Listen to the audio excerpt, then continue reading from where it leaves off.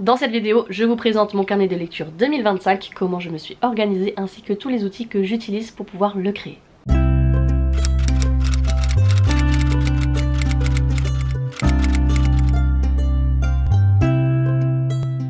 Avant tout, sachez que ça fait depuis 2019 que je fais des carnets, que ce soit des bullet journal ou des carnets de lecture, donc j'ai pas mal de background et dans un premier temps on va parler notamment de support. Cette année j'ai choisi ce carnet pour faire mon carnet de lecture, il est juste sublime, la couverture est très belle, je l'ai acheté dans ma librairie dès que je l'ai vu, il est vraiment sublime, il est un petit peu plus grand que ceux que j'ai l'habitude d'utiliser et à l'intérieur ça va être des pages totalement vierges, il n'y a pas de petits pointillés etc.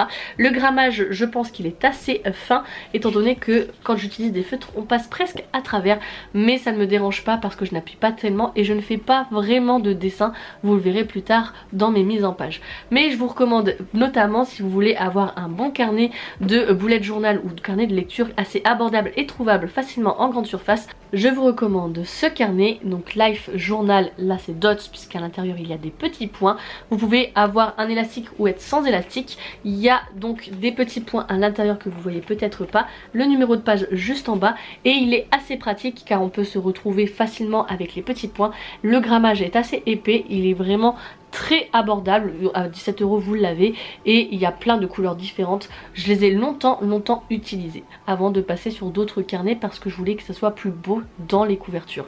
L'année dernière j'ai utilisé ce carnet-ci qui vient d'un site internet donc, qui s'appelle Notebook Therapy, vraiment sublime avec une couverture un petit peu en velours. Il est beaucoup plus petit que les autres que j'ai pu tester précédemment. L'élastique est pratique surtout si vous commencez à faire comme moi des collages et que vous avez pas mal d'épaisseur et vous avez également des petits points ici à l'intérieur pour pouvoir vous repérer et le grammage était assez épais donc c'était plutôt pratique.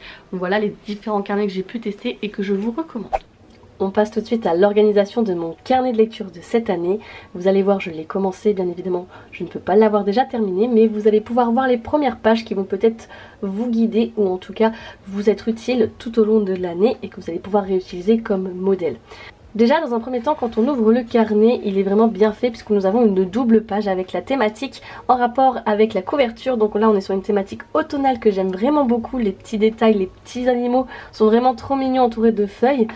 Ensuite ici j'ai laissé la page vierge puisque je préfère faire une double page et que celle-ci est déjà prise. Ainsi j'ai donc laissé, il faudrait que peut-être je mette mes informations personnelles au cas où je le perdrai pour mettre donc mon adresse etc. Mais je vais le garder à la maison donc je pense que je n'en aurai pas besoin. Puis nous arrivons donc sur la double page de présentation du carnet. Alors je vais pas vous mentir, je me suis inspirée de Pinterest pour le faire. J'ai regardé un petit peu des modèles puis j'ai repris les éléments pour pouvoir un petit peu mettre ensemble. Si vous m'avez suivi sur mon live où j'ai commencé ce carnet de lecture, je fais d'abord la mise en page en posant les différentes pièces, puis ensuite je les réarrange jusqu'à trouver une organisation qui me plaît et dans ce cas là je commence à les coller. Donc nous retrouvons une thématique un petit peu ancienne, vintage comme j'aime. Vous remarquerez que dans mon carnet, je dessine très peu. Vraiment, je me suis aperçue que je ne savais pas dessiner et que souvent ça gâchait mes pages. Du coup, je préfère vraiment faire tout avec des post-it, du papier, etc. J'en ai de différents sites internet, je vous référencerai tout ça dans la barre d'infos. Mais du coup, j'ai par exemple pris un vieux livre ici que j'ai déchiré. Donc ce sont des vieilles pages d'un livre que j'avais trouvé en boîte à livres qui était complètement jauni et que personne ne s'intéressait. Et donc je le prends pour pouvoir mettre sur mes pages ici. Ensuite j'ai différents autocollants et stickers que vous pouvez retrouver sur différents sites. Il y a pas mal de medley de stickers que vous pouvez retrouver notamment sur Amazon, mais également des sites chinois en fonction des thématiques que vous cherchez. Puis ensuite je prends des feuilles toutes simples là par exemple blanches, puis je tamponne avec ce genre de tampons ici. Ceux-là viennent de chez Notebook Therapy que j'ai acheté l'année dernière, donc sont vraiment sympas. Et donc vous les prenez, vous les coloriez de la couleur que vous voulez et ensuite vous mettez à plat sur une feuille, ce qui donne ce rendu un petit peu tapé à la machine à écrire. Donc voilà un petit peu l'ensemble de cette double page.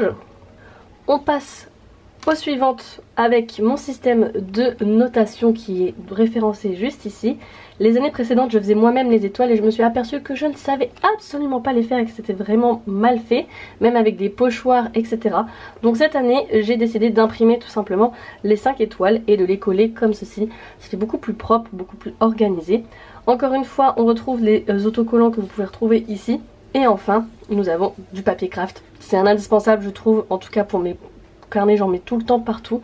Du coup là c'était du papier craft que j'avais réutilisé d'un envoi, on m'avait envoyé un gros colis et donc je les ai gardés pour pouvoir les réutiliser, ce qui est plutôt pratique. Ici on a un book tracker sur l'année pour savoir combien de livres j'ai lu dans le mois, donc je colorierai au fur et à mesure du coup les livres que j'ai lus. Et pour pouvoir les faire, puisque je m'y connais que très peu au niveau de l'espace etc, vu qu'en plus celui-ci n'a pas de petits pointillés, j'ai imprimé une feuille que j'ai mis en pochoir juste en dessous pour pouvoir repasser par dessus et faire ces différents livres. J'avoue que ça me permettait de gagner du temps pour pouvoir faire une très belle mise en page tout en n'ayant pas une feuille que j'ai collée, que j'ai plaquée par dessus, et que ça continue d'être quelque chose de très manuel et très uniforme. Ici vous retrouvez du masking tape que vous pouvez retrouver aussi chez Action. J'ai pas mal de produits qui viennent de chez Action pour faire mon bullet journal. Vraiment ils ont des offres vraiment abordables pour des produits de qualité, je vous en reparlerai juste après. J'aime beaucoup faire ce principe et ce concept de 25 livres à lire pour 2025. J'ai donc listé tous les livres que j'aimerais lire cette année et j'en ai fait une double page. J'ai inversé pour la page, j'ai mis vraiment en fond des extraits donc d'un livre avec des pages de livres et par dessus j'ai donc collé une feuille blanche, voilà, pour un petit peu être un peu plus original, varier un petit peu les mises en page. Sur la droite nous avons aussi le classement des livres que je vais faire en fonction donc des mois.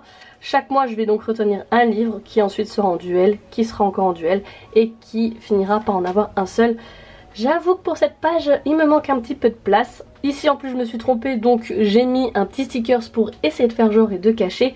C'est pas la meilleure page, il est vrai. Mon carnet a une, comme je vous ai dit, il est grand en hauteur mais pas très large et donc ça m'a empêché de faire comme je voulais. Mais c'est pas grave, ça sera très bien pour cette année.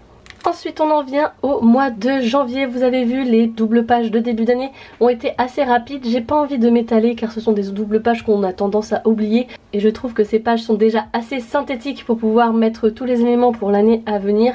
Car s'il faut que je revienne chaque jour pour noter par exemple le nombre de pages que je lis, ça peut être vraiment vite lassant et je vais finir par ne jamais le faire. Donc je préfère être concise. On arrive à la présentation de janvier, où vous pouvez voir ici c'est complètement une feuille, c'est même pas moi qui ai fait le collage. J'ai repris des éléments d'un livre, des stickers que j'ai superposés. On retrouve le même technique avec la typo que je vous ai montré juste avant pour montrer les doubles pages de janvier. Quand on ouvre le début du mois, j'ai décidé de mettre ma pile à lire. Alors j'ai de la chance d'avoir une imprimante, donc j'imprime directement les couvertures pour que ça soit plus visuel et que ça me puisse se voir plus facilement. Vous pouvez en faire une liste aussi également si vous n'avez pas d'imprimante à votre disposition pour pouvoir mettre les couvertures. Mais je préfère faire sous forme de couverture comme ceci. Ici j'ai pas encore mis en place ma page puisqu'il s'agit du bilan des statistiques du mois. Donc quel livre j'ai lu, ce que j'ai aimé, ce que je n'ai pas aimé, combien de graphiques, combien de romans. Ça je ne peux évidemment pas le faire avant la fin du mois, ce qui explique pourquoi celle-ci est encore vierge. Et ensuite on passe donc aux revues des livres et je vous en montre un exemple. Donc c'est la première lecture de 2025, Le cœur est comme la neige de Erin Doom. J'ai perdu mes petits bouts de feuilles pour pouvoir mettre ma note, donc c'est pour ça qu'elle est encore vierge. Je fais toujours la thématique en fonction de la couverture qui est juste ici, que j'imprime également. Et ensuite j'accorde, donc là vous voyez c'était en thématique de neige avec du bleu, donc c'est pour ça que j'ai mis du bleu ici, que j'ai mis de la neige, des flocons, etc. Donc j'essaye d'accorder en fonction de la thématique du livre évidemment, pour essayer de montrer un petit peu l'esthétique et l'ambiance et l'univers. Quoi qu'il arrive, ce qui reste commun à toutes mes revues, c'est donc la couverture que je mets en haut à gauche, suivi du titre ici, de l'auteur juste en dessous, la note qui vient juste après, j'en fais le résumé sur la gauche et je mets mon avis sur la droite. Évidemment ça peut varier en fonction de la place, peut-être que je commence l'avis sur la page de gauche, mais je commence toujours par le résumé puis par mon avis, car si une personne est intéressée par le livre, elle va d'abord lire le résumé, puis ensuite elle pourra aller voir mon avis. Ça dépend aussi parce que parfois mon avis est spoilant, donc c'est pour ça que je préfère le mettre sur la droite plutôt que sur la gauche directement.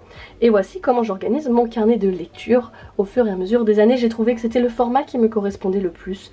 Il y a évidemment d'autres mises en page possibles où vous pouvez mettre des citations, des personnages qui vous ont touché, etc.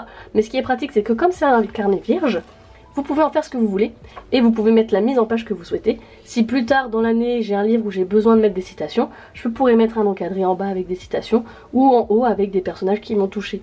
Et donc ça c'est quand même super sympa pour pouvoir personnaliser à sa guise. Et si vous souhaitez trouver des modèles, je vous invite très fortement à aller sur Pinterest. Petit point sur le matériel que j'utilise, je vous en ai parlé précédemment, mais donc j'utilise ces petits pochoirs qui viennent de chez Notebook Therapy.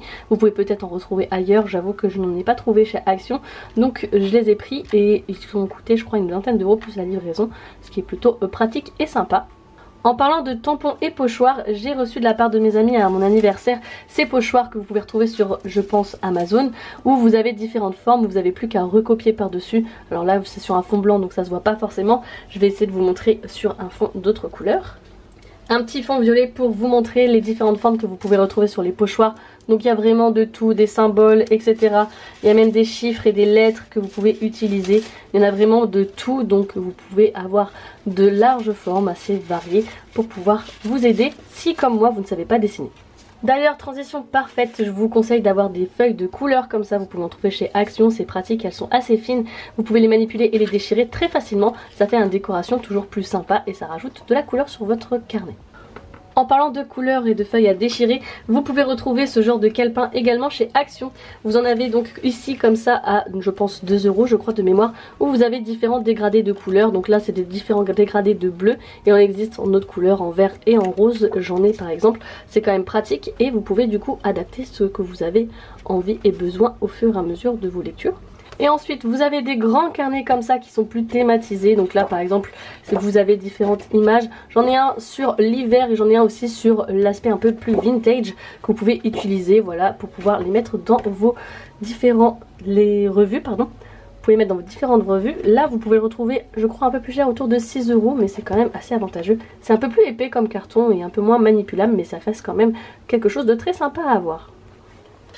Profitons d'un petit tour chez Action pour vous présenter donc les washi tape que je vous ai montré tout à l'heure. Là il y a 50 pièces que vous retrouvez vraiment pas cher, donc vous en avez plein sur plein de thématiques différentes qui vous seront plus ou moins utiles.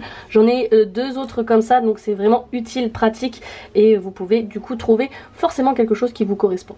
Chez Action également, je me suis acheté ce bloc de feutre que vous pouvez retrouver.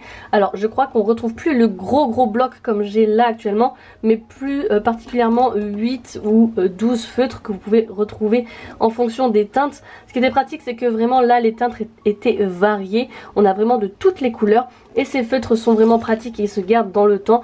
Donc ce sont les aqua marqueurs et vous avez une pointe fine et une pointe large qui est vraiment pratique pour pouvoir dessiner. Je vous montre du coup les différences. Donc la pointe fine est comme ceci, vous permet d'écrire ou être beaucoup plus précis, alors que la pointe brush vous permet d'avoir un feutre un peu plus épais et jouer un petit peu sur l'épaisseur de votre dessin. Ils sont assez abordables et ils sont d'une bonne qualité, je les ai depuis 2 ans, ils ne se sont pas asséchés, franchement je les aime vraiment beaucoup. Je n'utilise pas uniquement ces feutres, j'utilise également les flares donc que vous pouvez retrouver partout. C'est des stylos comme ça que vous avez donc de la marque Papermate en différentes couleurs et qui sont très fins comme ceci. Je les utilise vraiment pour tout, y compris pour corriger mes copies par exemple, de différentes couleurs. Et à chaque fois j'en achète, donc j'en ai dans toutes les couleurs, j'en ai même plus que ça. Ce qui est plus pratique pour écrire notamment sur les carnets, c'est beaucoup plus précis que le feutre que j'ai pu vous montrer juste précédemment. Et je les aime vraiment beaucoup, on peut tout faire avec eux et c'est une valeur sûre. Enfin on termine avec les stickers, c'est ça va vraiment dépendre de la thématique que vous pouvez trouver ou que vous voulez avoir. J'ai par exemple acheté ce genre de petit carnet où vous allez avoir plein de stickers à l'intérieur qui est plutôt pratique. J'ai également des tas de stickers en fait de Harry Potter que j'ai récupéré, que j'ai chiné à droite à gauche sur Vinted, sur différentes plateformes et qui font une banque de stickers que je n'ai jamais utilisé mais qui sont là pour pouvoir décorer mon carnet. Et je crois que je viens de faire le tour de tout ce que j'utilisais pour mon carnet de lecture. Et voilà, mon carnet de lecture n'a plus aucun secret pour vous et j'espère qu'il vous aura aidé à vous aiguiller pour faire le vôtre. N'hésitez pas à aller regarder sur internet pour vous inspirer de mise en page, ça peut toujours aider. Je vous remercie d'avoir regardé la vidéo jusqu'ici. N'hésitez pas à me suivre sur les réseaux sociaux où je produis plusieurs contenus livresques vraiment très divers. Tout est répertorié dans la barre d'infos. Je vous laisse donc ici, on se retrouve très vite pour une prochaine vidéo sur la chaîne et surtout, n'oubliez pas de vous évader. Ciao ciao!